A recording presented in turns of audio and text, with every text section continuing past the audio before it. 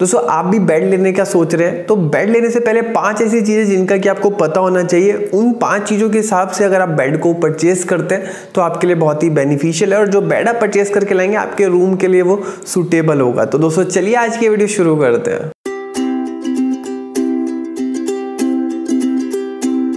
तो दोस्तों सबसे पहली चीज़ जिसका कि आपको ध्यान रखना है बेड को परचेज करने से पहले, अगर आप बेड को परचेज करने जा रहे हैं तो आप अपने बेडरूम का साइज़ देख लीजिए। अपने बेडरूम के साइज़ के हिसाब से जो है वो बेड को लेके आइए, ऐसे रैंडमली उठा करके मत लेके आइए। क्योंकि आपका अगर हम डबल बेड की भी बात करें तो डबल बेड में भी जो है बहुत ही डिफरेंट साइज़ के बेड आते हैं। आपका किंग हो गया, आपका क्वीन साइज़ हो गया, फिर नॉर्मली आपका सिंगल बेड हो गया और एक नॉर्मल डबल बेड हो गया। तो इस तरीके के डिफरेंट साइजेस आते हैं। तो आपको सबसे पहले तो आपका रूम का साइज जो है वो पता होना चाहिए। उसी के अकॉर्डिंग ही आप ऐसे साइज के बेड को लेके आइए कि प्रॉपर एक सर्कुलेशन जो है आपके रूम में प्रॉपर बनी रहे और आने जाने में जो है वो कोई इशू ना है। और इसी के अगर आपके बेडरूम में अगर मान लिया कोई भी ड्रॉर है या फिर वार्डरोब है तो वो जब खुलती है, वो जब ओपन होती है तो बेड पे जो है वो कोई भी ऐसा कुछ प्रॉब्लम क्रिएट ना करे। और बेड लगाने से जो आपका जो रूम है वो बहुत ही बल्कि और बहुत ही हैवी टाइप का ना लगे। तो इन सब सारी चीज़ों का जो है आपको ध्यान रख लेना है और वो जो सारी चीज़ें आपको तभी जो है वो क्लियर हो पाएंगी जब आपके जो बेडरूम का साइज़ है आपको पता होगा।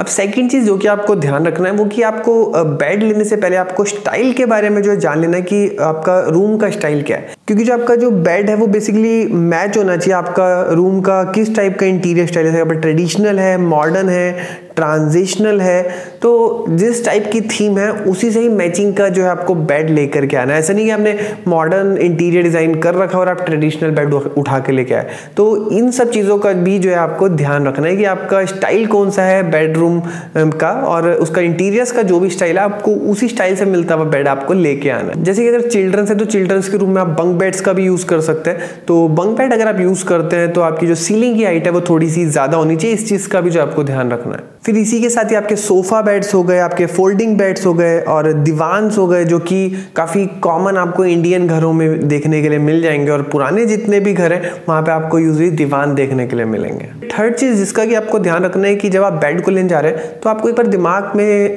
जो है वो स्टोरेज बेड के बारे में भी सोचना है कि स्टोरेज बेड भी जो है आते हैं और डिफरेंट टाइप के स्टोरेज बेड आते हैं।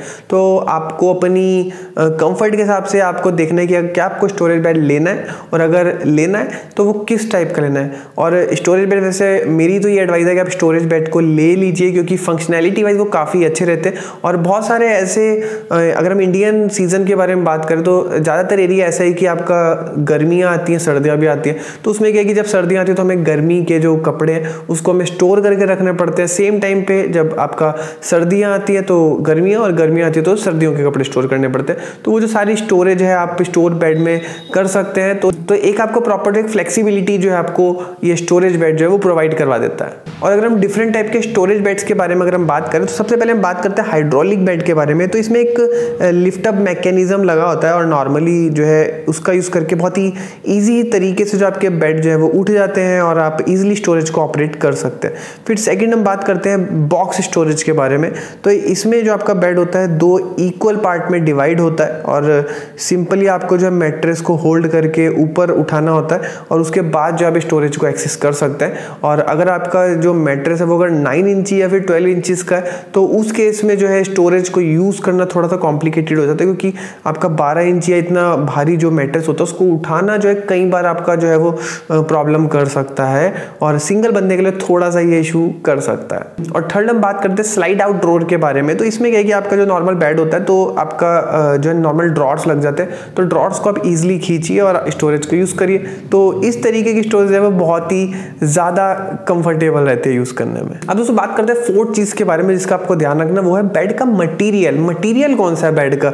तो अगर मटीरियल के बारे में बात करें तो मटीरियल में अगर हम लकड़ी के बारे में बात करें तो आपका टीक हो गया, साल हो गया, रोजवुड हो गया, MDF हो गया, प्लाईवुड हो गया, रॉट आयरन हो गया, आपका स्टील हो गया। तो ये जो सारे मटीरियल आपके बेड बनाने में यूज होते हैं। तो इसमें अगर हम लकड़ी के बेड के बारे में बात करें तो लकड़ी का बेड आपको थोड़ा सा कॉस्टली पड़ता है लेकिन लॉन्ग टाइम के हिसाब से देखें तो ड्यूरेबल कंफर्टेबल ये काफ़ी रहता है और देखने में भी जो काफ़ी खूबसूरत लगता है। और इसी की अगर हम बात करें, कंपेयर करते हैं मेटल बेड से, तो मेटल बेड आपको सस्ते पड़ते हैं लेकिन देखने में जो है वो इतने कुछ खास ये लगते नहीं है। और अगर आप बेड को बनाने के लिए अगर आप MDF का यूज़ करने के बारे में सोच रहे हैं तो उसको आप अवॉइड ही कर दीजिए, क्योंकि इतना स्ट्रॉन्ग नहीं होता और ना ही इतना ड्यूरेबल होता है। और MDF, HDF और LDF ये क्या होते हैं, इन तीनों के ऊपर ऑलरेडी मैंने एक वीडियो बना रखी है जिसका लिंक आपको नीचे डिस्क्रिप्शन बॉक्स में मिल जाएगा, वहां पे जाकर के देख सकते हैं कि MDF क्या होता है, LDF क्या होता है, HDF क्या होता है, तीनों को आपको कहां पे यूज करना चाहिए। फिर हम बात करते हैं बेड के हेडबोर्ड के बारे में। तो आपका हेडबोर्ड एक ऐसा एरिया होता है जहां पे कि आप अपने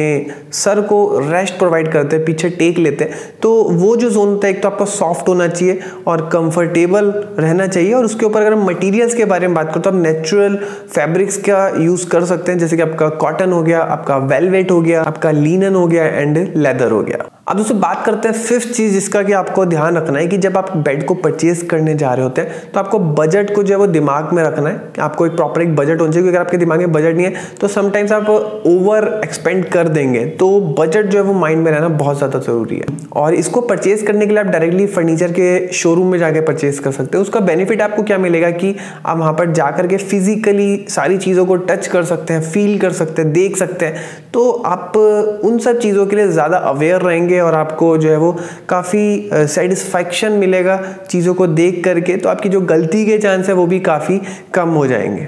और इसी के साथ साथ अगर आप कस्टमाइज बेड को बनवाना चाहते हैं तो उसके लिए आप कारपेंटर की हेल्प ले सकते हैं, आप उसे डिज़ाइन दे सकते हैं एंड इंटीरियर डिज़ाइनर को हायर कर सकते हैं, वो प्रॉपर डिज़ाइन करके और कारपेंटर के साथ जो है कोलैब करके दोनों मिल करके आपके लिए एक प्रॉपर एक अच्छा कस्टमाइज बेड जो है वो तैयार कर सकते हैं। और आजकल के डिजिटल टाइम पे आपको काफ़ी सारे ऑनलाइन ऐसे स्टोर्स हैं जो कि आपको ऑनलाइन फर्नीचर प्रोवाइड करते हैं, तो आप वहाँ पे जाकर के भी उनको परचेज कर सकते हैं। लेकिन वहाँ से परचेज करने से पहले आप जो भी फर्नीचर जो आप ऑनलाइन परचेज करें तो आप रिव्यू देख लीजिए एंड रिव्यू के साथ साथ ही कंपनी की जो रिटर्न पॉलिसी है क्या है, उसकी एक्सचेंज पॉलिसी क्या है, इन सब चीज़ों के बारे में भी थोड़ी सी स्टडी कर लीजिए। और कुछ बेड्स के जो ऑनलाइन लिंक है वो मैंने आपको नीचे डिस्क्रिप्शन बॉक्स में दे रखे हैं, आप वहाँ पर जाकर के भी उनको परचेज कर सकते हैं। और दोस्तों अगर आपको बेड्स के ऊपर ये वीडियो अच्छी लगी तो इस वीडियो को लाइक कर सकते हो और आपको कोई भी क्वेश्चन है इस टॉपिक के रिगार्डिंग तो आप नीचे कमेंट बॉक्स में पूछ सकते हैं। वीडियो देखने के लिए बहुत बहुत धन्यवाद। जय हिंद, वंदे मातरम।